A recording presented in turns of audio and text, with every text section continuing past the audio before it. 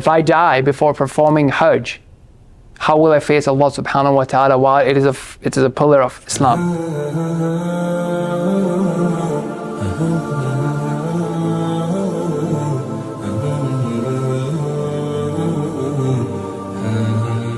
وأتموا الحج والعمرة لله فإن أحصرتم فما استيسر من الهدي ولا تحلقوا رؤوسكم حتى يبلغ الهدي محله فمن كان منكم مريضا أو به أذى من رأسه ففدية من صيام أو صدقة أو نسك فإذا أمنتم فمن تمتع بالعمرة إلى الحج فما استيسر من الهدي فمن لم يجد فصيام 3 أيام في الحج و7 إذا رجعتم تلك 10 كاملة ذلك لمن لم يكن أهله حاضر المسجد الحرام واتقوا الله واعلموا أن الله شديد العقاب الحج أشهر معلومات فمن فرض فيهن الحج فلا رفث ولا فسوق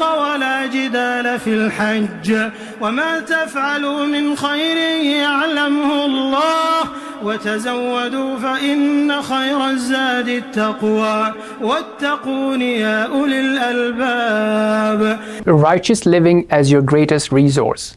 Here we learn a few things. First and foremost, the importance of Hajj. So there are many people, especially in the West, who have the financial means, they have the physical means, but they're just trying to have more wealth, their first home, their this and that. It's really important for them to think about, am I unnecessarily delaying Hajj? If I die before performing Hajj, how will I face Allah subhanahu wa ta'ala while it is a pillar of Islam? Something for us to really, really think about and pay attention to. Second thing that we learn from here is that Allah subhanahu wa ta'ala does not discourage us. Rather, there is a general encouragement to make sure that you have the resources to do whatever you want to do.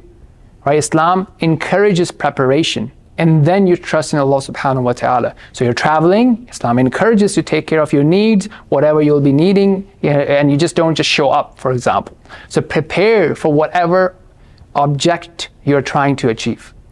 At the same time, Islam also teaches you that beyond physical means, there are spiritual means.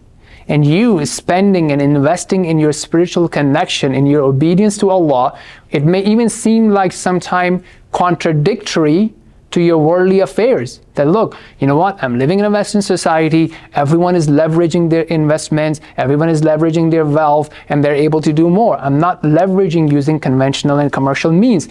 Am I staying behind? No. Allah is teaching you and telling you that look, you investing and living within the limits of Sharia is a great resource for you. It's better than you utilizing resources and avenues and ways and strategies and tactics that are beyond Islam.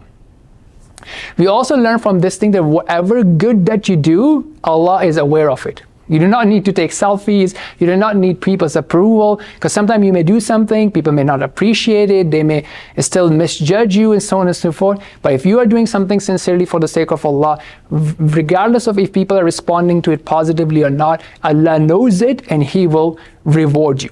Lastly, Allah also warns us that look, if we do not obey Allah, if you transgress the limits of Allah, then remember that Allah is severe in retribution and in punishment.